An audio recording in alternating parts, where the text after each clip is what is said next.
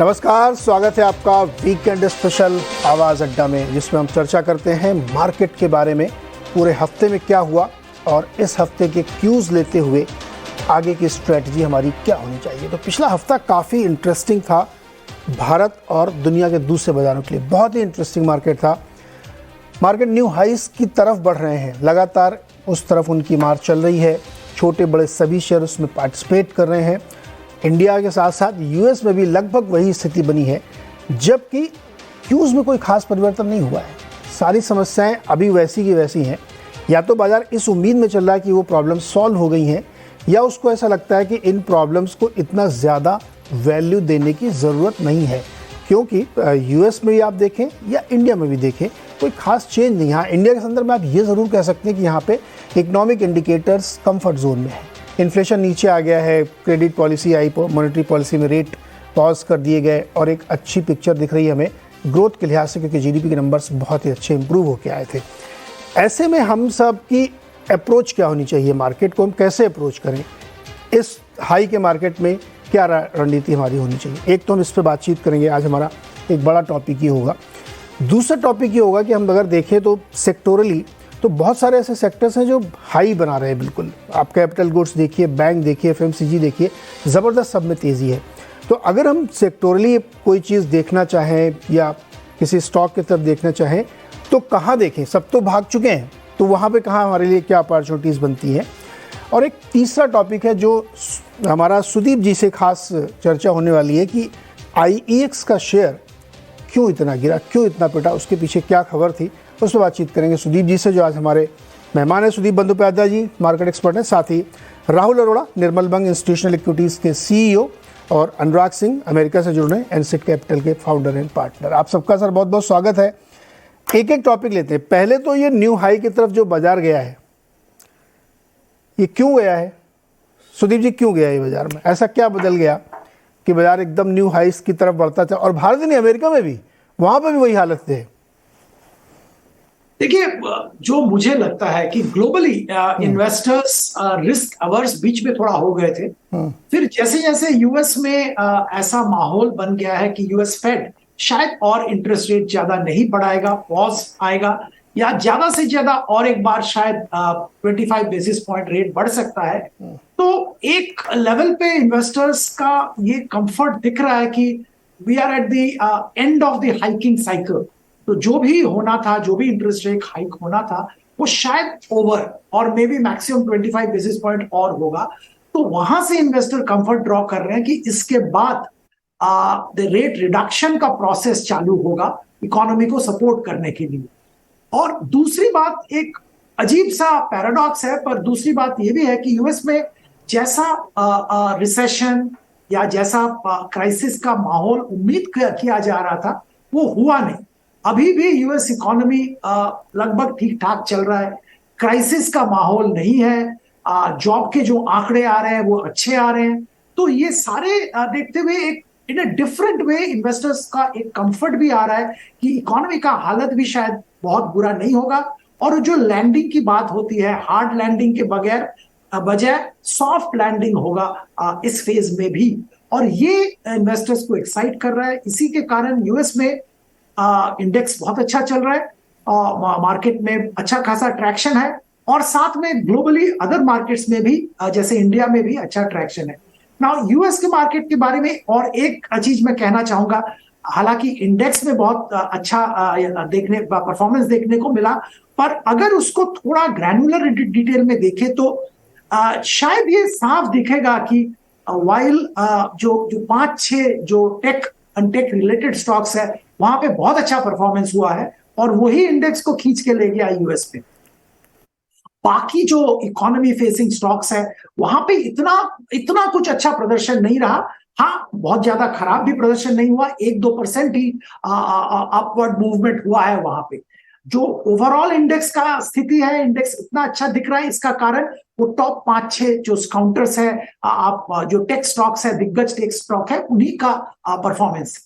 अब इंडिया की अगर बात करें एक संक्षेप में, इंडिया में मैक्रो पैरामीटर्स जैसे आपने भी जिक्र किया अच्छा दिख रहा है।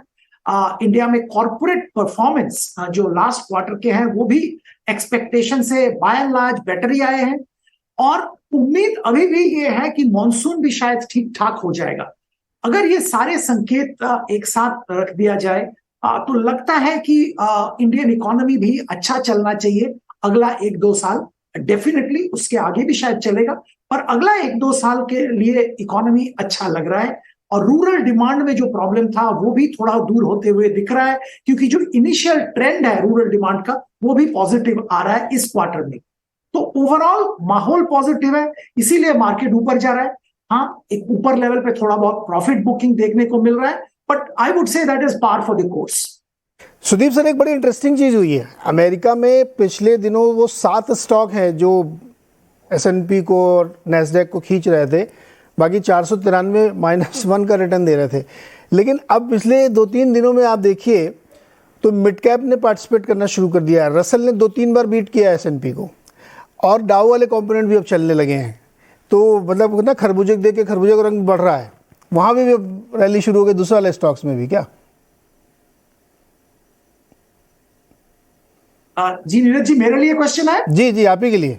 हाँ, नहीं, जैसे मैं जिक्र कर रहा था, अभी माहौल चेंज हो रहा है यूएस में, निवेशक का मूड चेंज हो रहा है, और ये लग रहा है कि इकोनॉमी में जैसा भयंकर रिसेशन की संभावना थी और जैसा बातचीत हो रहा था वो शायद नहीं हो रहा है, क्योंकि अभी भी यूएस में रिसेशन नहीं आया, और जो हार्ड लैंडिंग की बात हो रही है वो नहीं हुआ, सॉफ्ट लैंडिंग हो रहा है। इकोनॉमी धीरे धीरे प्रोग्रेस कर रहा है, अभी भी इकोनॉमी में ग्रोथ आ रहा है। इस साल भी यूएस में उम्मीद की जा रही है कि जीडीपी अब करीबन 1% का ग्रोथ देखने को मिलेगा। तो ये सारे फैक्टर्स निवेशक को इनकरेज कर रहा है कि बाकी सारे स्टॉक्स में भी ध्यान दिया जा सकता है। राहुल, इंडिया मार्केट बहुत ही इंटरेस्टिंग रैली दिखा रहा है बिल्कुल। हालांकि 2 बार एकदम करीब पहुंच के थोड़ा सा वहाँ पे ठिठक जाता, रुक जाता है, लेकिन कोई ऐसी चिंता की झलक दिखती नहीं इंडिया में। अभी जीडीपी का आंकड़ा तो अभी 2-3 दिन 4 दिन पहले ही आया है, लेकिन ये रैली काफ़ी दिन से कंटिन्यू हो रही है। क्या हो रहा मार्केट में ऐसा?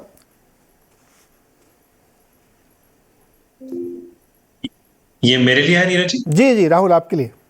अच्छा, नहीं तो आई थिंक मैं सुदीप जी की बात से काफी हद तक सहमत हूँ Neeraj ji. I think last year अगर आप दिवाली से देखें तो चर्चा हो रही थी कि यूएस रिसेशन में जाने वाला है। ये साल आधा ऑलमोस्ट खत्म हो चुका है और रिसेशन की कोई वैसे कोई खास आशंका दिखे नहीं रही है। I think it's going from strength to strength. Last जो जॉब्स डेटा भी आई है बहुत ही तगड़ी आई है। तो आई थिंक ठीक है, उनका जो लास्ट जीडीपी प्रिंट आया था 1.1% था, लेकिन कॉन्ट्रैक्शन तो बहुत दूर लग रहा है फिलहाल। तो आई डोंट नो अगर वो कॉन्ट्रैक्शन आएगा भी तो एक तरफ से मार्केट आगे निकल चुका है। आई थिंक अगर आप मोस्टली सेल साइड के वैल्यूएशंस देखें नीरज जी, तो आई थिंक वो FY25 पे ऑलरेडी जा चुके हैं। I think we probably seen the peak of FD rates in India. कुछ बैंकों ने आई थिंक एफडी रेट्स घटाना भी चालू कर दिया है। तो आई थिंक एक तरफ से जो आरबीआई और फेड की कमेंट्री है उस तरफ उसको मद्देनजर ऐसे ही लगता है कि इंटरेस्ट रेट हाइक्स अभी ज्यादा आने नहीं वाले। अगर आरबीआई गवर्नर की स्पीच की बात करें तो वो उन्होंने बहुत विस्तार में रूरल इकोनॉमी की बात की थी। I think the fact that he said rural economy is starting to look up. Corporate balance sheets की उन्होंने बात की जो कंप्लीटली ऑलमोस्ट डी लेवर हो चुके हैं। और जैसे सुदीप जी ने भी कहा था, मॉनसून की अभी प्रेडिक्शंस काफी हद तक नॉर्मली हैं। जो एलिनो की बात हो रही है वो टुवर्ड्स द एंड ऑफ सितंबर अक्टूबर हो रही है। तब तक तो वैसे भी हमारा ज्यादातर मॉनसून सीजन खत्म हो जाता है वैसे भी। तो आई थिंक एफआई फ्लोज की भी अगर बात करें Neeraj ji, I think last month बहुत ही स्ट्रॉन्ग था FI flows. I think since 2022 August, I think it was the best month we've had in terms of FI inflows. तो आई थिंक ये सब अगर एक टोटलिटी में ले लें, क्रूड भी अगर आप देख लें तो आई थिंक 70-75 के रेंज में आ गया है। कुछ हफ्तों पहले वो 80-85 के रेंज में था। तो I think as an aggregate level I think it's not looking as bad as it should have been. कहीं लोगों ने कुछ ज्यादा ही पेसिमिस्टिक व्यू ले लिया था। हम भी शायद उस कैंप में थे कि अब तक शायद रिसेशन आ जाना चाहिए था, बट क्योंकि नहीं आया है इसीलिए आपका market is at new highs. दूसरी चीज ऑब्वियसली नीरज जी आपने नोटिस किया होगा कि बैंक निफ्टी ने तो नया हाई ऑलरेडी बना दिया है। So banks are operating at peak best asset quality, peak net interest margin, best of credit growth. It's all looking very good for the banks also right now. तो इसके चलते अगर आपकी रूरल इकोनॉमी रिबाउंड हो गई तो I think market को थोड़ा बहुत सपोर्ट मिल सकता है. I am not saying it will not correct, लेकिन मुझे नहीं लगता ऐसी कोई भयंकर करेक्शन आएगी मार्केट में कि यहाँ से आपको 16,500 या 17,000 दोबारा मिल जाए. आई थिंक थोड़ी बहुत अगर इधर उधर आ भी गई, I think there is enough cash on the sidelines to be buying into every day. तो यानी आप ये कह रहे हैं कि ये जो तेज़ी है ये एक स्ट्रक्चरल है, क्योंकि मॉनसून से बहुत निराशा की उम्मीद नहीं है, रूरल इकोनॉमी में रिवाइवल देखने को मिल रहा है, अर्निंग ग्रोथ भी ठीक रही है. 500 स्टॉक अगर देखें एमएनएससी की तो उसमें से मोर देन 50% ने अच्छा रिजल्ट दिया. बैंक ने तो खैर बहुत ही अच्छा दिया. तो इसलिए अब वो उम्मीद नहीं रखनी चाहिए कि बहुत मार्केट में बड़ा एक करेक्शन आएगा, राइट? नहीं, I don't think so Neeraj ji. I don't think इतना कोई देखिए कुछ सेक्टर्स ऐसे हैं नीरज जी जो जिनका टाइम और प्राइस करेक्शन दोनों हो चुका है. जैसे अगर हम कंज्यूमर स्टेपल्स की बात करते हैं, राइट, तो आई थिंक ऐसे काफी सारे सेक्टर्स हैं जो सपोर्ट कर सकते हैं. तो आई थिंक अगर बैंक निफ्टी यहाँ से भी ज्यादा ऊपर नहीं जाए and FMCG comes in to support, autos comes in to support, cement comes in to support, and pharma. I think जो जैसे अगर हम पोर्टफोलियो बढ़ा रहे हैं तो हम ये 3-4 सेक्टर्स की तरफ ज्यादा झुकाव डाल रहे हैं. तो आई थिंक काफी सपोर्ट है मार्केट के लिए. और रिलायंस की तो हमने चर्चा ही नहीं की. तो I think all in all like I said support है. थोड़ा जो व्यू मेरे भी मन में बन रहा था कि शायद एक करेक्शन आएगी, वो वो बेरिशनेस मेरे भी दिमाग में थोड़ी अभी कम हो रही है. क्योंकि जैसे मैंने आपसे कहा कि अब तक जो इकोनॉमिक स्थिति होनी चाहिए थी, जीएसटी के नंबर्स भी देख लीजिए, right Neeraj ji, 1.57 lakh crore, 14 months running at over 1.5 lakh crores. So I think at an aggregate things are looking okay. Maybe we overestimated how bad things could be. नहीं हुआ. It's good for us. It's good for business. We should smile and take it forward and hope it keeps going higher. बिल्कुल बिल्कुल ऊंचाई जाना चाहिए. लेकिन अनुराग जी, आपके देश में बहुत ही गजब डिवीज़न है ना. नोमुरा कुछ कहता है, मॉर्गन स्टैनली कुछ कहता है, डीएनओ और कुछ कहता है, गोल्डमैन सैक्स फिर से एक और बात अलग कहता है. अब जैसे हमारे सामने दो हैं, नोमुरा की और मॉर्गन स्टैनली की एकदम ताज़ा बातचीत. वो कह रहा है, नोमुरा कह रहा है कि नहीं, मेरे को तो लगता है कि अमेरिका में रिसेशन बिल्कुल कुछ चीज़ों में आ चुका, कुछ में आने वाला है. मॉर्गन स्टैनली बिल्कुल नहीं मानते ये बात को. लेकिन आपके मार्केट ने भी कमाल किया है. अब ये एक आलोचना हो सकती है कि केवल वो 7 स्टॉक है, या जैसे एक फैशन चला आजकल एआई का, खाली आप नाम ले लो बस पंख लग जाते हैं स्टॉक में, है ना. काम अभी हुआ है नहीं हुआ है, लेकिन आपने ये बता दिया कि हम तो अब एआई पे फोकस करेंगे, तो आपको हो सकता है 2 दिन में $200 बिलियन का मार्केट कैप आपका बढ़ जाए. कोई ऐसी चीज़ है जो हम लोग मिस कर रहे हैं क्या अनुराग, कि मार्केट एकदम एक डिफरेंट टेंजेंट में चल रहा है? और अब तो आप देखिए स्मॉल मिड कैप भी आपके यहाँ बहुत चल रहे हैं. सो नीरज, देखिए मुझे नहीं लगता ऐसा कुछ मार्केट मिस कर रहा है. मार्केट क्या ट्रेंड ले रहा है नीरज, के जब कैपिटल का कांस्टेंट होता है तो बिग कंपनीज जो ऑलरेडी एस्टैब्लिश्ड हैं वो बेनिफिट करती हैं. तो अगर सपोज एआई का रेवोल्यूशन और एआई में इन्वेस्टमेंट चाहिए होगा और मेटावर्स में भी इन्वेस्टमेंट चाहिए होगा, और अभी एप्पल ने इंटरेस्टिंगली एप्पल ने अपना लॉन्च किया $3,500 का चश्मा और उसको उसमें उन्होंने एआई के वर्ड का यूज नहीं किया, बट तकरीबन उसको वो रेफर करते रहे कि टेक्नोलॉजी वही है. तो ऐसे में नीरज पैसे वो लगा पाएगा जो कि जिसके पास ऑलरेडी कैश इंजन होगा. नए प्लेयर्स के लिए आकर के उस मार्केट में अपनी पोजीशन बनाना बहुत डिफिकल्ट होता है. तो I think market is now sensing that अगर सेमीकंडक्टर रेवोल्यूशन होगा तो देखिए Nvidia will benefit, they already know how it works, और वही आगे इन्वेस्टमेंट कर पाएंगे. उनके पास कैश की भी कमी नहीं है. ऐसे ही आपके जो प्लेयर्स हैं, current players, I think Google को छोड़ दें जो कि डिस्ट्रप्शन के करीब लग रहा है, लेकिन Microsoft, Apple, these companies are cash rich and market is sensing कि अगर बाकी कंपनीज नहीं होगी तो वो एक्वायर हो जाएंगी, तो यही कंपनीज ज्यादा ग्रो करेंगी. सेकंड, इनके पास डेट नहीं है नीरज, तो रिसेशन में सबसे ज्यादा खतरा रहता है डेट का. तो that's why there is a piling on. I understand ये जो रैली है ये कंफर्टेबल रैली नहीं है Neeraj, because if one Apple is worth more than 2,000 stocks of Russell index, right? तो फिर कुछ तो गलती है. तो ये हैवी कंसंट्रेशन की रीजन ये है क्योंकि नीरज हमें ये भी समझना होगा, और ये इंडियन मार्केट की भी चैलेंज कई बार होता है, कि there are lot of active funds जो कि मार्केट से पैसा बाहर नहीं निकाल सकते हैं, उनको इन्वेस्टेड ही रहना है, और अगर इन्वेस्टेड रहना है तो then they have to latch on to the sectors जो कि कम गिरे इन केस अगर कोई खतरा आता है। तो ये नीरज, इसको काइंड ऑफ दिस एक्सप्लेन्स कि क्यों ये 7 स्टॉक की रैली है और बाकी स्टॉक्स पार्टिसिपेट नहीं कर रहे हैं। अब पिछले हफ्ते में ये थोड़ा ट्रेंड दिखा, और इस हफ्ते कि बाकी में थोड़ा ब्रॉड बेस एक राइज आ रहा है, बट नीरज उस पर अर्ली कुछ कहना बहुत जल्दबाजी होगी, बिकॉज वो सस्टेनेबल नहीं लगता। फाइनेंशियल से अभी भी लोग कतरा रहे हैं, इंडस्ट्रियल से में एंटर नहीं करना चाहते हैं, हेल्थ केयर पीक आउट कर चुका है लास्ट ईयर, ऑलरेडी एक्सपेंसिव है, people don't want to go there, staples you know already expensive है, डिस्क्रिशनरी कॉम सर्विसेज। अब देखिए इंडेक्स का भी डिस्टॉर्शन हो गया नीरज, हम इसको कहते हैं communication services and discretionary, but discretionary में Amazon largely constitutes about more than 30 to 40% of the index, right? So sectoral index भी डिस्टॉर्टेड है, तो मार्केट रियली कंफर्टेबल नहीं है Neeraj. I think I would agree with the other two guests, you know, जैसे राहुल ने कहा और सुदीप जी ने कहा। देखिए जो अभी लग रहा है कि फियर्स चले गए हैं, but I think situation Neeraj वही बनी हुई है, except that we are hoping that economy slow down होगी तो 1-1.5 साल में इट विल कम बैक। एक छोटा करेक्शन कहूंगा Neeraj, which is that market is pricing in a rate cut, वो थोड़ा डिफिकल्ट लग रहा है, एंड आई थिंक अभी तकरीबन वो आउट है, लेकिन स्टिल मार्केट इज होपिंग। एक चीज मुझे समझाइए, रेट कट क्यों चाहिए? अगर हमको इसी रेट पे ग्रोथ मिल रही है तो रेट कट क्यों चाहिए?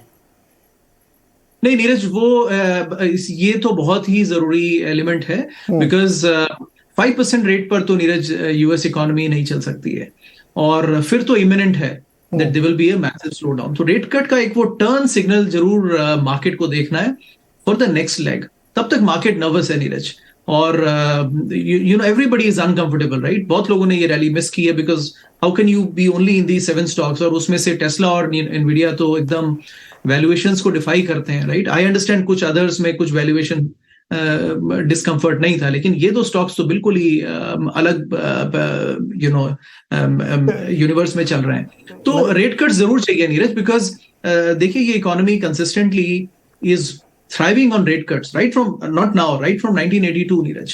तो रेट 5% का रेट तो मुझे नहीं लगता कि कंपनी ज्यादा बर्दाश्त कर पाएंगी।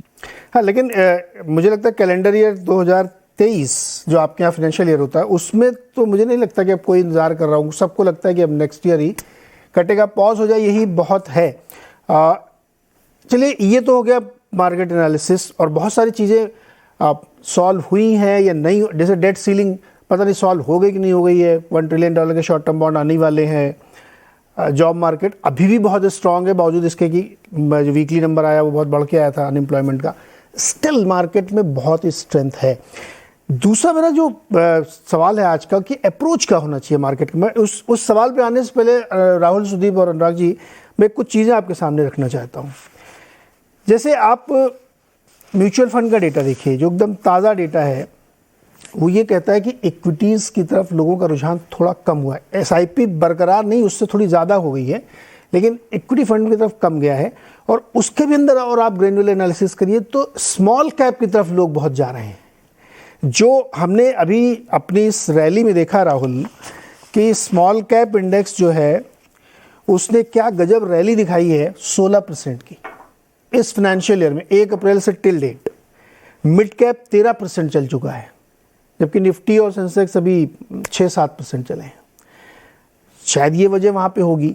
तो बहुत बार लोग कहते हैं कि जब मिड कैप स्मॉल कैप में बड़ी रैली आने लगे, थोड़ा सा कान आपके खड़े हो जाने चाहिए, क्योंकि ये इस तरह की चीज़ें बहुत बार सस्टेन नहीं करती हैं।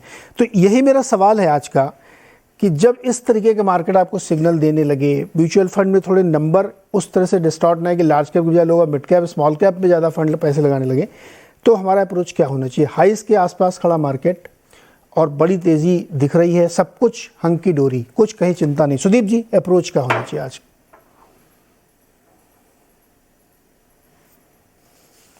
सुदीप सर, आपसे है सवाल। देखिए, मैं तो ये जरूर कहना चाहूंगा नीरज जी कि आप जो कह रहे हैं सब ठीक कह रहे हैं, और ये जो आंकड़े म्यूचुअल फंड के आए हैं, जो आप जिसका आप विश्लेषण कर रहे थे, इसमें मैं एक चीज कहना चाहूंगा कि जो रिटेल इन्वेस्टर्स हैं एक तरह से प्रॉफिट बुक भी कर रहे हैं। जो इक्विटी फंड्स में अच्छा खासा पैसा बन गया वहां पे शायद बुक कर रहे हैं, और स्मॉल कैप की तरफ उनका नजर आ रहा है क्योंकि वहां पे अभी भी वैल्यूएशन अट्रैक्टिव लग रहा है, तो वहां पे शायद मूव कर रहा है पैसा। तो आई थिंक ये जो ट्रेंड है इसको शायद ऐसे एक्सप्लेन कर सकते हैं। पर एक लेवल का मैच्योरिटी निवेशक के पास भी आया है, इसीलिए जो एक जमाने में देखने को मिलता था, जो मार्केट थोड़ा बहुत गिरता था सब लोग निकलते थे मार्केट से, वो बात नहीं हो रहा है। मार्केट में अभी भी इनफ्लोज आ रहे हैं। हाँ, एक ऑल टाइम हाई के आसपास मार्केट है, तो थोड़ा बहुत प्रॉफिट बुकिंग मेरे ख्याल से कोई बुरी बात नहीं है। और निवेश की अगर बात करें इस लेवल पे, तो हमारा सलाह तो यही रहेगा कि इंडियन इकोनॉमी पॉजिटिव मोमेंटम है, और आने वाले दिनों में इलेक्शन आ रहा है, जनरल इलेक्शन, सरकार की तरफ से बहुत बड़ा कैपिटल एक्सपेंडिचर का ऐलान किया गया है बजट में, और हो भी रहा है। तो लगता है कि रूरल इकोनॉमी में रिवाइवल जरूर आएगा, subject to monsoon being all right. और अगर ये सब होता है तो इंडियन इकोनॉमी अगला 1-1.5 साल 2 साल की अगर बात करें तो मुझे तो लगता है बहुत अच्छा चलेगा। और अगर इकोनॉमी अच्छा चलता है, डोमेस्टिक इकोनॉमी फेसिंग सेक्टर्स में जरूर ध्यान देना चाहिए। इसमें आप एफएमसीजी की बात कर सकते हैं, इंफ्रास्ट्रक्चर कंस्ट्रक्शन की बात कर सकते हैं, और डोमेस्टिक फार्मा की बात कर सकते हैं। वहां पे हम लोगों को लगता है कि अभी भी mid cap small cap sector में, कुछ लार्ज कैप में भी बहुत अच्छा अपॉर्चुनिटी, वैल्यूएशन इंटरेस्टिंग दिख रहा है। वहां पे जरूर पोजीशन लिया जा सकता है, इन्वेस्टमेंट किया जा सकता है फॉर 1-1.5-2 साल के होराइजन से। ओके राहुल, जब हम लोग इस बाजार को देखते हैं तो कई बार लगता है कि लेफ्ट आउट फीलिंग हो रही है, गाड़ी छूट गई है। फिर कई बार लगता है कि नहीं यार, ये तो पिछले 10-15 सालों में जब देखो तब यही फीलिंग इस तरह की मार्केट में आती है और आपको कोई ना कोई मिस होता है। लेकिन एक अगर आप थोड़ा संतुलित नज़रिया रखें तो जो दिख रहे हैं इंडाइसेस में तेज़ी, जो अच्छे इन्वेस्टेबल सेक्टर या स्टॉक्स हो सकते हैं, सब अपने हाइस पे खड़े हुए हैं। क्या ऐसे में ये अप्रोच ठीक रहेगा कि नहीं ये अभी यहाँ से तो जैसे सुदीप सर कह रहे हैं कि अभी तो आपको बहुत मौके मिलेंगे, तो बहुत पिक एंड चूज वाला मार्केट है, या आपको लगता है कि नहीं अभी तो ब्रॉड बेस रैली हुई कहाँ मार्केट में, ये तो अभी भी 20-21 के पी पे खड़ा हुआ, जब 26-27 पे पहुंचेगा तब हमको डरना चाहिए। अभी तो आप 10 साल का लॉन्ग टर्म एवरेज देखें तो उससे 10% सस्ता है मार्केट हमारा। क्या अप्रोच रखेंगे आप? नहीं तो देखिए नीरज जी, एक जब कंसोलिडेशन होता है ना, जैसे देखिए निफ्टी जब कोविड स्ट्राइक हुआ था 7,500 पे चला गया था, और फिर ऑलमोस्ट 15-18 महीने में 7,500 का 18,500 हो गया था।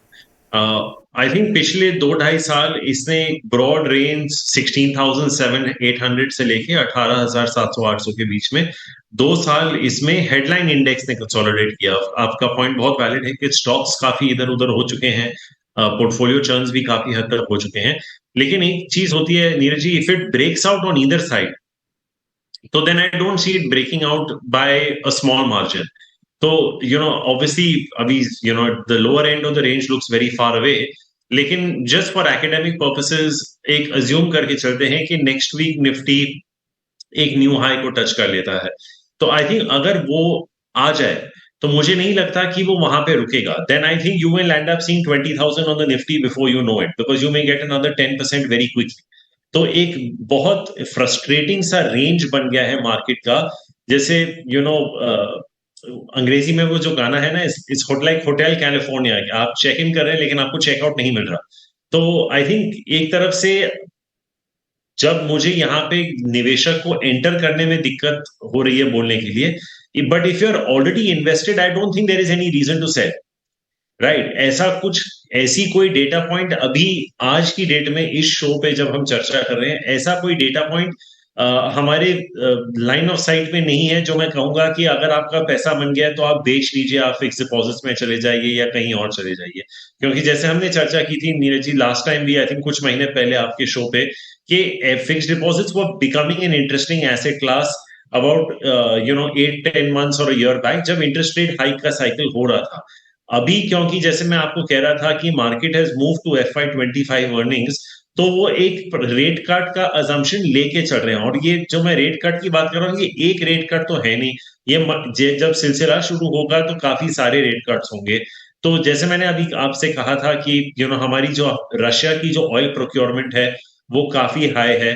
हमारा जो हमारी इकोनॉमिस्ट का जो मई का सीपीआई का जो एस्टिमेट है वो 4.3% है नीरज जी। तो हमारा ये मानना है कि even if the GDP growth rate for this year FY24 6% पे आ जाता है और आपका इन्फ्लेशन 4% पे है, तो आपका क्रेडिट ग्रोथ फिर भी 12-13-14% के आसपास निकल सकता है, क्योंकि कॉर्पोरेट बैलेंस शीट्स जो हैं बहुत हेल्दी हैं। तो आई थिंक कैपेक्स साइकिल यहाँ पे रुकने नहीं वाला। एक और चीज नीरज जी, जो केकी मिस्त्री हमेशा बोलते रहते हैं, शायद आपके चैनल पे भी उन्होंने कहा होगा कि जैसे प्रधानमंत्री बोलते हैं कि हमारे देश में 65% जो लोग हैं वो 35 के उम्र के नीचे हैं, राइट। तो ये पूरे स्ट्राटा ने अभी तक घर ही नहीं खरीदा, right. Typically in India the average age of buying a home is between 37 and 39, right. And आप दूसरा घर टिपिकली खरीदते हैं 55-60 के आसपास। तो एक पूरा डिमांड है जो बैंकिंग सेक्टर में अभी तक आया भी नहीं है, एक पूरा डिमांड है जो कंजम्पशन सेक्टर में अभी तक आया नहीं है। और consumption doesn't necessarily mean staples, it could be in auto as well.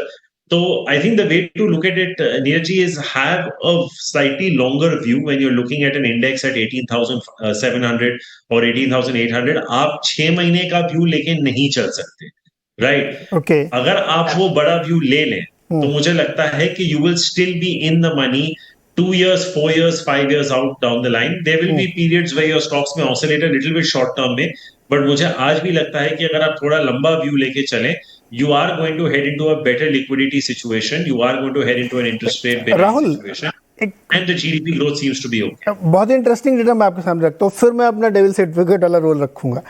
Bloomberg ने एक बहुत अच्छा डेटा रखा, उसने अर्निंग्स, अब नेक्स्ट लेग क्या होगा, अर्निंग्स आनी चाहिए तभी तो आप आगे बढ़ेंगे, वरना पी एक्सपेंड कैसे होगा आपका। उन्होंने जो 4-5 डेटा रखे हैं, FY 2023 में हमने कितना 828 रुपये की EPS किया निफ्टी में, 23-24 में उनको लगता है कि 947 के आसपास होनी चाहिए, तो ये अपग्रेड हो रहा है।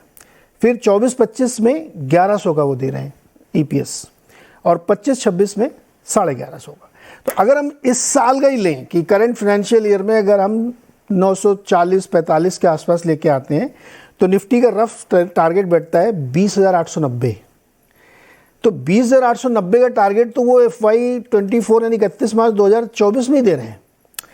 लेकिन इस पूरी जर्नी के बीच में कैच है कि 100 रुपये की EPS आपकी बढ़नी चाहिए निफ्टी की। कंसिडरिंग रिजल्ट जो हमारा अभी सीजन गया है, उसमें NSE 500 के स्टॉक्स में से 51% स्टॉक है जिन्होंने बेटर रिजल्ट दिया एस्टिमेट से, 49% ने नीचे दिए हैं। क्या यही ट्रिगर होगा या फिर हम एक फ्यूचरिस्टिक फैंसी में रैली बनाएंगे? राहुल, ये मेरे लिए था नीरज जी? हाँ, ये आपके लिए। नहीं तो आई थिंक नीरज जी देखिए, जब आप पोजीशनिंग की बात करते हैं मार्केट में, मैं ये मानता हूं कि 7,500 निफ्टी पे भी स्टॉक्स महंगे होंगे और 18,500 पे भी सस्ते होंगे, ये आप मान के चलिए, राइट। क्योंकि जैसे आप निफ्टी की जो EPS की बात कर रहे हैं, देखिए अगर आप फ्यूचर्स एंड ऑप्शंस कर रहे हैं तो ही आप निफ्टी खरीदते हैं, बाकी आप स्टॉक्स खरीद रहे हैं, फेयर पॉइंट।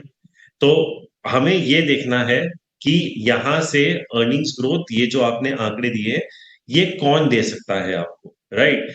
सबसे बड़ी बात जो आप नीरज जी, हम जो नजरअंदाज नहीं कर सकते कि it may not be necessarily a top line story for India जो कि आपको 15-20% की टॉप लाइन मिले, but we are getting into a situation जहां आपका मार्जिन एक्सपेंशन बहुत हेल्दी होने वाला है, राइट। तो I think across the board, चाहे आप ऑटोज को ले लें, फार्मा कंपनीज को ले लें, कंज्यूमर कंपनीज को ले लें, सीमेंट कंपनीज को ले लें, इंफ्रा कंपनीज को, मेरे हिसाब से अगर आप FY 24-25 के मार्जिन देखें, ये 200 से हमारे यूनिवर्स में 200 बेसिस पॉइंट से 500 बेसिस पॉइंट का मार्जिन एक्सपेंशन आने वाला है। अगर आपका मार्जिन एक्सपेंशन आ रहा है, तो इसका मतलब आपकी प्रॉफिट ग्रोथ उन सेक्टर्स में जहां पे रॉ मटेरियल के भाव बहुत कम हो रहे हैं, वो ऑब्वियसली 15 से 20% होंगे, राइट। इसका ये भी मतलब है कि रिटर्न ऑन इक्विटी भी बढ़ेगी, तो then you are okay, because liquidity situation is going to be better, कि वैल्यूएशंस इनके बढ़ते जाएं। तो ये जो सेक्टर्स जो आपने अभी बताया है ईपीएस का, इसका मैं अगर ब्रेक डाउन करूं तो इसमें मेन जो ग्रोथ आने वाली है नीरज जी, ये बैंक्स, ऑटो, एफएमसीजी, फार्मा और सीमेंट से ही आने वाली, राइट। मुझे नहीं लगता इसमें आईटी का कोई ज्यादा कंट्रीब्यूशन होने वाला है। रिलायंस का ऑब्वियसली हो सकता है, मुझे नहीं लगता जो कमोडिटी प्रोड्यूसर्स हैं उनका हो सकता है, क्योंकि उनके दाम घटने वाले, राइट। जो कंज्यूम कर रहे हैं उनको फायदा होने वाला है। तो I think we need to look at people who are consuming these commodities and who are going to have that EBITDA margin expansion। और ये जो कुछ 4-5 सेक्टर्स की मैंने आपको जो मैंने अभी जिक्र किया, इनमें आप कोई भी स्टॉक उठा के देख लीजिए, आपका मेरे हिसाब से पैसा बनेगा ही बनेगा। मैं सेक्टर पे आता हूँ दोबारा, जब हम अप्रोच लेंगे ना तो सेक्टर पे आएंगे। लेकिन अनुराग, क्या आपने अपना मूड चेंज किया? अब आप भी बदल गए हैं और बाइंग साइड में आ गए, या अभी भी आपको लगता है कि नहीं, थोड़ा सोच समझ के दूर रहना चाहिए? नीरज, हमने 50% कैश रखा हुआ है, और मैं उसके रीजन चर्चा कर सकता हूँ। और बहुत अपॉर्चुनिस्टिकली नीरज, अब जैसे ये तो कोई भी देखिए फोर्स ही नहीं कर सकता कि 7 स्टॉक्स चल पड़ेंगे, लेकिन हाँ, इन 7 में से 1-2 जरूर थे जो हमारे वैल्यू फ्रेमवर्क में फिट होते हैं नीरज। आप सब समझ सकते हैं, बट अब वो चल भी चुके हैं, लेकिन और भी चल सकते हैं। तो आई थिंक वो वैल्यू ड्रिवन स्टॉक्स पे हम नजर रखते हैं। Opportunistically we try and get there, but otherwise 50% cash है नीरज जी। देखिए, नजरिया क्यों नहीं बदला है नीरज? अब देखिए, मार्केट्स न्यू हाईज तो देखिए बनाएंगे, बट एक इंडिया के न्यू हाई बड़ा सेक्युलर न्यू हाई है, राइट। तकरीबन हर सेक्टर अपने हाई पर बैठा हुआ है, वर्सेस यूएस विच इज जिसमें सिर्फ एक सेलेक्ट स्टॉक्स को छोड़ के बाकी सब एक्चुअली काफी अच्छे वैल्यूएशंस पर हैं। अगर यहाँ पर देखें, हम सेक्टोरल बात करेंगे तब हम चर्चा करेंगे इस बारे में, बट अगर बिग पिक्चर देखें नीरज, तो मार्केट्स न्यू हाईज बनाएंगे, but I think what we to look for is कि क्या ये नए फेज का शुरुआत है, या फिर it is just a consolidation which is likely to continue. I think अगर ये हम न्यू हाईज देखें तो 2000 में भी न्यू हाईज बने थे, 2008 में न्यू हाईज बने थे। अब उसके बाद कंसोलिडेशन कितने समय तक चला? आफ्टर 2000 वो सिर्फ 2 साल चला, और उसके बाद 2002 ऑनवर्ड्स क्योंकि रेट कट्स फिर से शुरू हो गए थे, तो वापस से मार्केट चल पड़ा। फिर रेट्स बढ़ाए भी फेड ने, लेकिन तब तक फाइनेंशियल्स काफी आगे निकल चुके थे और there were other policies which were supporting. But 2008 के बाद में एटलीस्ट यूएस मार्केट में देखे तो वो 2011-12 तक तकरीबन 4 साल का कंसोलिडेशन चला। तो आई थिंक हमें, और राहुल ने बात की नर्वसनेस की, मार्केट क्यों नर्वस है और फ्रस्ट्रेटिंगली एक रेंज में है Neeraj, because there is no next trigger to run. और आपने अर्निंग्स ग्रोथ की बात करी, बट ये अर्निंग्स ग्रोथ आएंगी कहां से? In a slowing global economy. Indian economy पे आते हैं, लेकिन अगर in a slowing global economy, ये next leg of growth earnings का आएगा कहां से? S&P अर्निंग्स का रेंज ऑफ एस्टिमेट्स वही 220, 200, 180 बेस्ड ऑन आप कौन से इन्वेस्टमेंट बैंक को फॉलो करते हैं, तो इस रेंज में आ रहे हैं नीरज। और एक्चुअली कहां होगा पता नहीं। तो but I think this is important to look, especially for a macro investor like us Neeraj, that is there a macro tailwind that अब सब खतरे हट गए हैं, ultimately we are on a long run of a bull market for the next 10 years। अगर वो नहीं दिख रहा तो तब तक हम फुली इन्वेस्टेड नीरज नहीं होंगे। And finally I think Neeraj, the situation has come in। अब इसको अलग देखने के नजरिए हो सकते हैं, लेकिन ये सिचुएशन काफी सालों बाद आई है जब इंटरेस्ट रेट्स बढ़ा के यूएस को इन्फ्लेशन कंट्रोल करना पड़ रहा है। I think this is not going to go very easily. I think it will be futile to think कि ये एकदम बहुत आसानी से। ये तो एक और बहुत अच्छी सिचुएशन बन रही कि जब हाई इंटरेस्ट रेट पर मार्केट इतना बॉयंस है, तो जैसे राहुल ही कह रहे थे अब तो आगे से 6 महीने बाद कटना शुरू होंगे, तो सोचिए मार्केट कितना बम हो जाएगा। उसको तो और मजा आएगा कि देखो हमने तो हाई पे भी अपने आप को सस्टेन कर रखा, अब तो कट रहे हैं। कमोडिटी प्राइसेस 6 मंथ लो पे चले गए हैं, स्पॉट प्राइसेस आप देखें तो और ज़्यादा मार्जिन एक्सपेंड होंगे।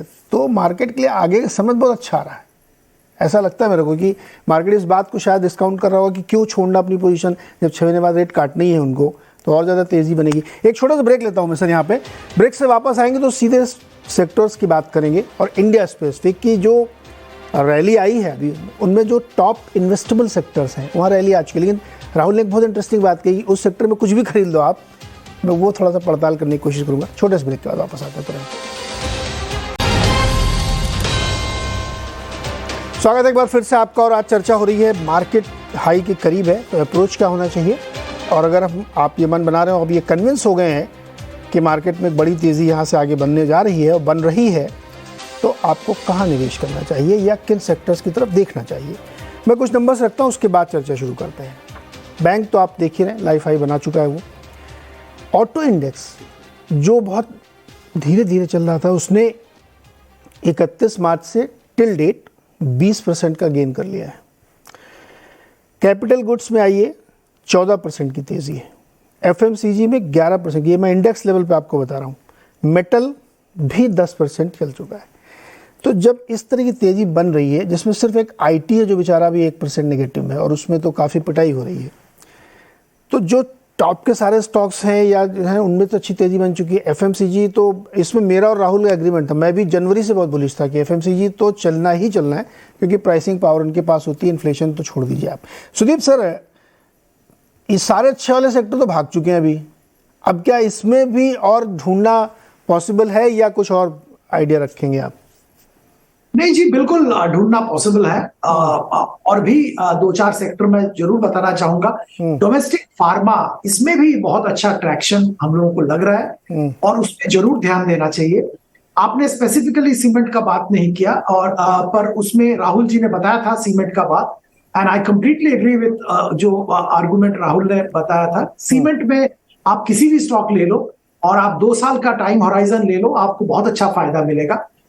एफएमसीजी में स्पेसिफिकली मैं बताना चाहूंगा, जो आप परसेंटेज दिखा रहे हैं, इसमें आईटीसी का कंट्रीब्यूशन सबसे ज्यादा है। पर आने वाले दिनों में मुझे लगता है कि HUL, डाबर जैसे कंपनीज जिनका रूरल मार्केट में बहुत बड़ा हिस्सा बिजनेस का है, वहां पे अच्छा ग्रोथ देखने को मिलेगा। जैसे जैसे रूरल मार्केट का इकोनॉमी इंप्रूव करेगा, तो ये स्पेसिफिकली मैं बताना चाहूंगा। इसके अलावा मैं ये बताना चाहूंगा कि ऑटो और मेटल्स, इसमें मेरे व्यूज थोड़े अलग हैं। मेटल्स में तो मेरा अवॉइड रिकमेंडेशन रहेगा, क्योंकि चाइना में जो मेटल का सबसे बड़ा दुनिया का कंज्यूमर है और मेटल प्राइसेस कुछ हद तक चाइना के डिमांड के ऊपर डिपेंड करता है, वहां पे ग्रोथ एक्सपेक्टेशन के मुताबिक नहीं हो रहा है और शायद ऐसा कुछ बड़ा ग्रोथ दिखेगा भी नहीं, क्योंकि उनका फोकस डोमेस्टिक कंजम्पशन एनकरेज करने में है, as opposed to infrastructure build and cap goods build.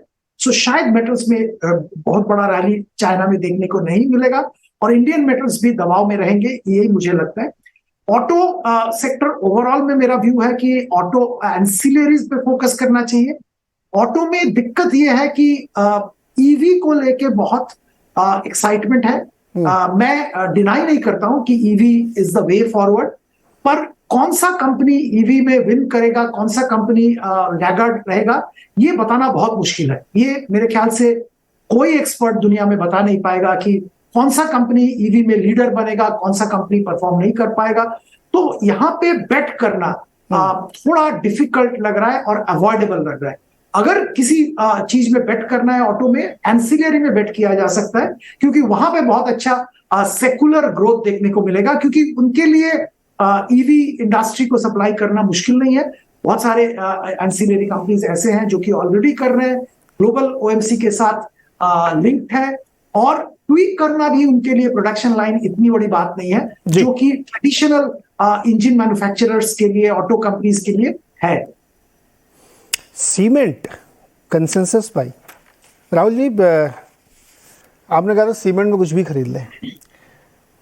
अच्छा, बैंक और फाइनेंस में नहीं लग रहा आपको कि और बहुत बड़ी तेजी इसमें बनेगी? राहुल नहीं, आप रिपीट करेंगे नीरज जी, सॉरी। मैंने कहा कि सीमेंट में तो आपकी और सुदीप जी की कंसेंसस हो गई कि आप इसमें तो अभी कुछ भी आप कहीं भी खरीदें, लेकिन और बहुत सारे सेक्टर हैं, उसमें उन्होंने ऑटो मेटल के बारे में भी बताया, एफएमसीजी के बारे में बताया। एफएमसीजी आपका बड़ा फेवरेट सेक्टर है, आप किसको रडार पे रखेंगे? और बैंक और फाइनेंस में, खासतौर पे माइक्रो फाइनेंस पे कोई आइडिया आपका?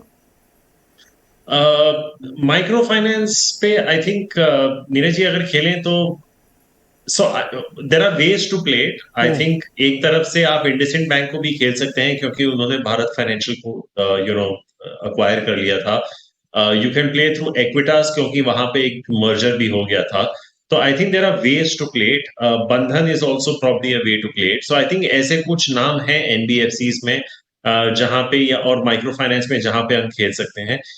एक इंटरेस्टिंग चीज नीरज जी, क्योंकि देखिए हम 18,000 almost we are practically new highs. Gold finance में not be such a bad option as well, because अगर हम पोर्टफोलियो एलोकेशन, फिलहाल तो हम सिर्फ स्टॉक्स जो सेक्टर्स की बात कर रहे हैं, कितना वेटेज कहाँ होना चाहिए, लेकिन एज एन एसेट क्लास अगर आप एलोकेट कर रहे हैं और अगर आप गोल्ड की तरफ भी थोड़ा आपका झुकाव है, तो I think gold finance could be good.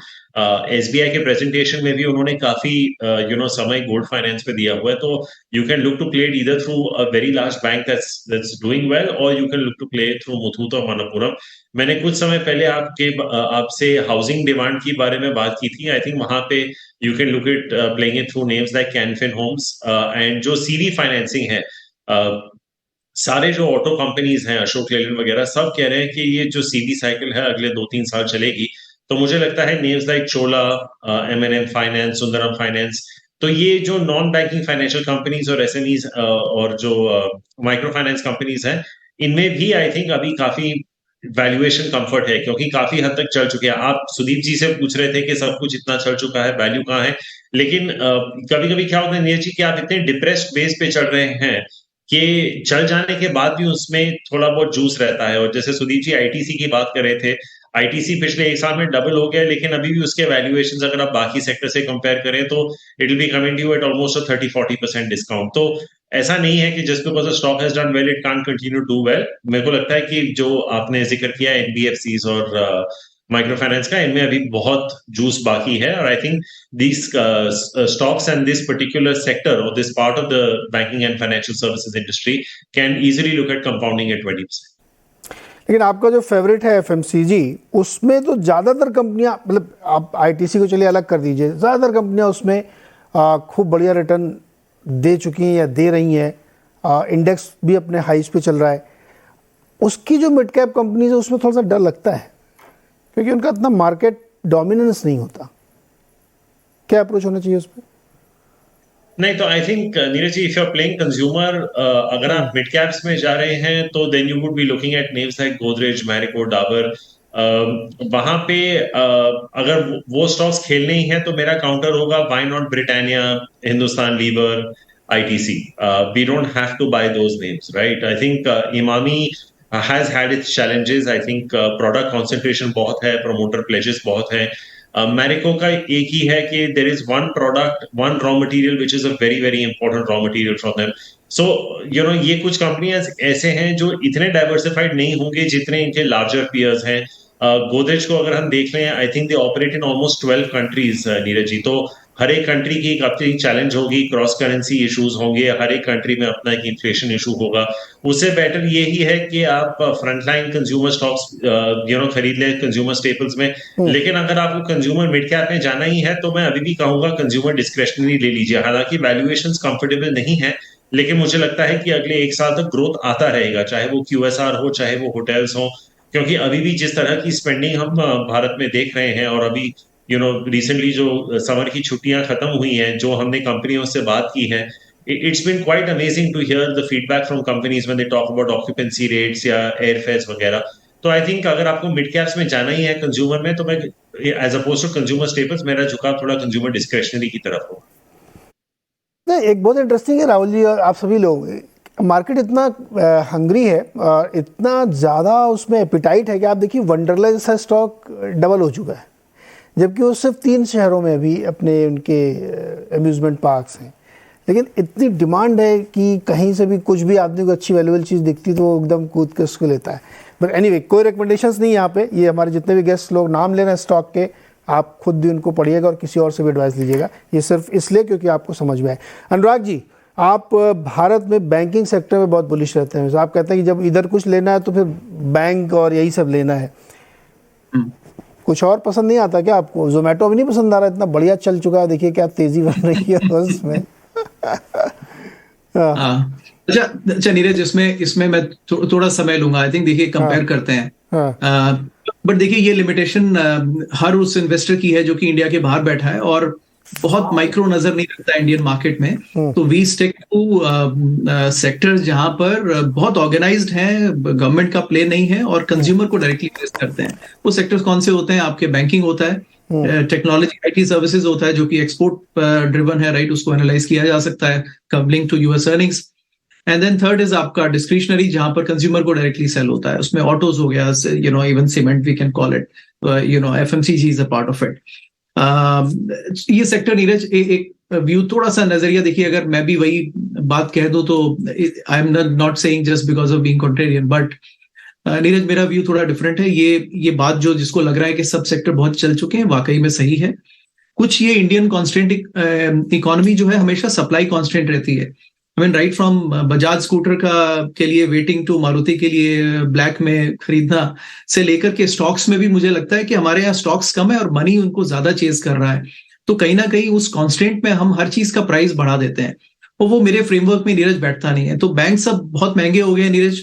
My senses अगर यहाँ से नेक्स्ट लेवल ग्रोथ नहीं आता है नीरज, तो फिर बैंक्स को भी थोड़े ठहराव की जरूरत है। आई don't C a very quick, because देखिए नीरज उसको देखना होगा कि हमारी कॉर्पोरेट लेंडिंग अब नहीं हो रही है आफ्टर 2008।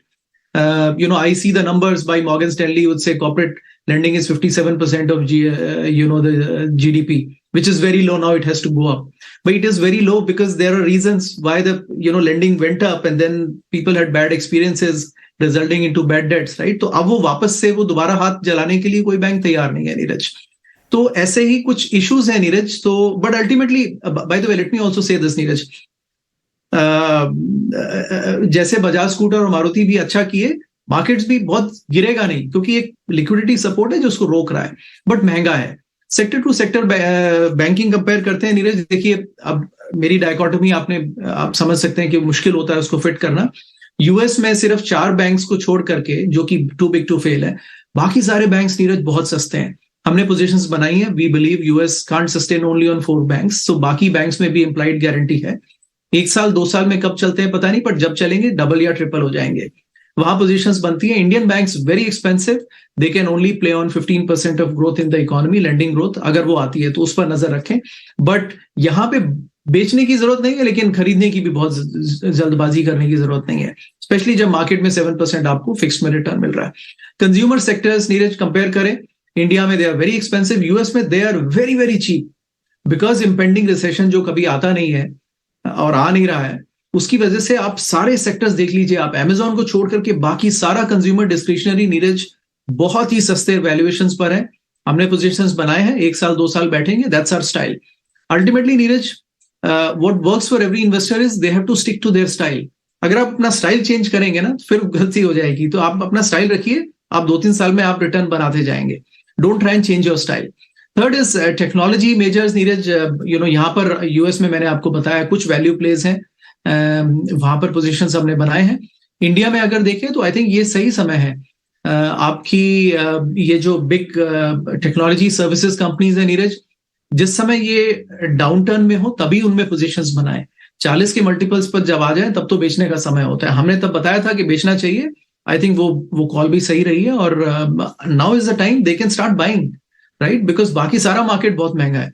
और द मोमेंट यूएस इकोनॉमी रिसर्जेस, ये लोग वापस आ जाएंगे। ये लोग इंडियन इकोनॉमी पे नहीं चलते हैं, यूएस बट आईटी पे लेंगे, आप ये कह रहे हैं आईटी पे तो लेना चाहिए। देखिए एक इंडियन मार्केट की बड़ी खूबी है अनुराग जी, इंडियन मार्केट ना, आपने बिल्कुल एक बात सही कही कि अपनी स्टाइल चेंज नहीं करनी चाहिए। जो आपकी स्टाइल ऑफ इन्वेस्टिंग है वो बिल्कुल वैसी रखिए, लेकिन आपको स्पेसिफिक मार्केट में स्टाइल, वहाँ के स्टाइल को समझना पड़ेगा। जैसे मैंने ये कहा कि बैंक वालों में यहाँ अगर हम ये मान के चलें कि 14-15% की कॉर्पोरेट ग्रोथ हुई है, टोटल क्रेडिट ग्रोथ हुई है इस बार, और 1-2% के नॉर्मलसी के साथ अभी भी ये कंटिन्यू करेगी, क्योंकि डिमांड सर्ज है। अगर 7-7.5% तक पे फंड रेज कर रहे हैं बैंक, तो वो इसी आधार पे कर रहे हैं कि उनको आगे ग्रोथ दिख रही है।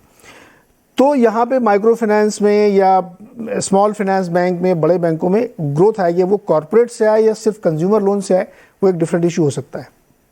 तो शायद अगर इकोनॉमिस्ट की तरह 1-2 साल आगे को आप सोचेंगे तो यहाँ पे बैंक में मुझे लगता है काफ़ी बड़ी ग्रोथ है, क्योंकि बहुत सारे लोग ऐसा बोल रहे हैं। आईटी में भी एग्जैक्टली वही चीज़ बन रही है कि आईटी में अब बड़े वाले स्टॉक जो है वो नीचे आ गए हैं काफ़ी। हाँ, मिड कैप में कहीं कहीं पे बड़ा फ्रेंजी दिखाई देती है, जहाँ वो अचानक से 40-50 से मल्टीपल चले गए। मैं उनको नहीं कहता मैं, लेकिन बड़े वाले स्टॉक काफ़ी नीचे हैं और वो स्टिक कर गए, वो न गिर रहे हैं न चल रहे हैं, वहीं पर खड़े होंगे वो। हाँ, सो नीरज क्विक नजरिया, आई थिंक बहुत तीनों सवाल बहुत रेलेवेंट है, I think I should have touched. Neeraj, ये जो फाइनेंस में ना, ये जो micro finance and all this ना, मेरा ये फर्म बिलीफ है Neeraj, and this is my strategy, I might be wrong, I might miss one big player here, but sorry in the sense that कोई एक चल जाए तो मुझे नहीं पता, मैं उसको मिस करने को तैयार हूं। जैसे मैंने बोला कि I am ready to miss Nvidia if doesn't fit my framework. Neeraj, banking में ना ये बॉटम ऑफ द पिरामिड नहीं चलता है, because banking is a business जहां पर आप पैसा देते हैं क्रेडिट पर और उसको वापस लेना होता है आपको। तो ये bottom of the pyramid FMCG में स्मॉल सेशेस बना के चल जाते हैं, छोटे साबुन शैम्पू बना देते हैं, वहां चल जाएगा। लेंडिंग में अक्रॉस द ग्लोब आप देखें नीरज, कहीं भी बॉटम ऑफ द पिरामिड काम नहीं किया है, और वो हमेशा ही it ends up very badly. और हमें मतलब एमबीए दिनों से मैं वो माइक्रो फाइनेंस की बांग्लादेश में स्टोरी सुनता हूं, क्या हुआ उसका, Grameen bank and all this, right, वो कभी भी बड़ा नहीं बनता नीरज। तो always be very scared if a bank grows too fast. Second, it goes into micro finance. Banking में is always money lies where the money is, which is at the top. Bottom of the pyramid banking में नहीं चलता, तो I would stay away Neeraj from those companies और those dreams which are trying to be built on. Second Neeraj, Indian story is broadly about big companies. देखिए US में भी broadly 60-70% of the market share हर sector में top 3-4 players के पास में है। इंडिया में भी तकरीबन वही स्टोरी है। जो आईटी प्लेयर्स करंटली जो है ना, वो नीरज और बड़े बनेंगे, लेकिन और वो प्राइस डिस्काउंट देके भी डील उठा सकते हैं, लेकिन ये जो मिड कैप आईटी है ना, ये इन अ प्राइस कांस्टेंट एनवायरनमेंट, ये लोग नीरज एक साइज से ग्रो नहीं कर पाएंगे। So there is a size advantage that these big 3 technology services in India have, big 3, big 4 और big 5, but not beyond Neeraj. उसके आगे मुझे नहीं लगता कि वैल्यूएशन। तो ये आपको सही कहना है कि अप्रोच आपको उस तरीके का रखना चाहिए, डेफिनेटली। अरे एक सवाल बहुत इंपॉर्टेंट है सुदीप जी आपके लिए, थर्ड पॉइंट, सॉरी नीरज, एक बहुत ब्रीफली रखिएगा सर। हाँ, बहुत ब्रीफली। हाँ sorry Neeraj, new age companies आपने पूछा नीरज, नहीं वो तो मैंने ऐसे जोकिंगली पूछा था आपसे, नॉट वेरी सीरियस। हाँ तो नीरज, जोमैटो बोलिए, it's no Neeraj, these companies will not make money. ये सिर्फ आप देखिए नई स्टोरी आएंगी, वो फिर से नई कहानी कोई आ जाएगी। अल्टीमेटली इनका 75% शेयर अभी भी प्राइवेट इक्विटी के पास है। वो हर साल एक झोले में से नई स्टोरी निकालेंगे और अपना स्टेक ऑफलोड करेंगे, अल्टीमेटली रिटेल कंज्यूमर को महंगे में देंगे। I shun the mutual funds which are buying these stories, and they are doing disservice to the retail investors. They should stay away from it. These companies will not make money for next 5 years, Neeraj. Okay. They will not make money. Okay, sir, अनुराग रोकूंगा मैं आपको। सुदीप जी बहुत quickly में जवाब दीजिए। IEX में जो आज हुआ, do you agree कि ऐसा होना चाहिए? बिल्कुल नहीं नीरज जी। आई थिंक पहली बात तो है, IEX में कुछ दिनों से परफॉर्मेंस का प्रॉब्लम चल रहा था, पर ये जो हुआ, जो पूलिंग के जरिए प्राइस डिस्कवरी होगा, उससे IEX का बिजनेस रैशनल में ही क्वेश्चन आ जाता है, क्योंकि वो प्राइस डिस्कवरी अगर उन IEX के पास नहीं रहा तो IEX का यूटिलिटी क्या रहेगा। अगर पूल करके बाकी सब एक्सचेंज के साथ पूल करके सेंट्रली कोई अदर मैकेनिज्म के जरिए प्राइस डिस्कवरी हो, तो फिर IEX का रोल ही खत्म हो जाता है। तो आई थिंक एक बहुत बड़ा सवाल खड़ा हो जाता है, जो रेगुलेटरी जो फियाट, ये कैसे अचानक कैसे आता है, शेयर होल्डर्स है, लिस्टेड स्पेस में है, तो थोड़ा कंसर्न आता है investor, as an investor, as a market expert, कि ऐसे स्टेप्स शायद नहीं लिए जाने चाहिए। ये बहुत सोच समझ के ऐसे स्टेप्स अनाउंस भी करने चाहिए। शायद जो कंपनी की तरफ से बयान आया कि कंसल्टेशन होगा, इस पे फिर फाइनल डिसीजन लिया जाएगा, शायद ऐसे ही होगा, पर ऐसे अनाउंसमेंट्स भी नहीं आने चाहिए। ऐसे अनाउंसमेंट नहीं आने चाहिए, क्योंकि जब भी ऐसे फैसले तो उसमें इन्वेस्टर्स के लिए भी सोचना चाहिए कि आप उसके पूरे बिजनेस मॉडल पे ही क्वेश्चन मार्क अगर लगा देंगे तो बहुत दिक्कत हो जाएगी। तो मुझे लगता है कि शायद इस पे आगे हो सकता है कुछ सोचे गवर्नमेंट या कुछ ऐसा करे भी। फिलहाल आज के लिए इतना ही। बहुत बहुत शुक्रिया आप सारे मेहमानों का जुड़ने के लिए और अपने वैल्यूबल थॉट्स हमारे दर्शकों के साथ शेयर करने के लिए। एंजॉय करिए, हेल्थ का ध्यान रखिए, अगले हफ्ते फिर मिलेंगे। बहुत बहुत शुक्रिया।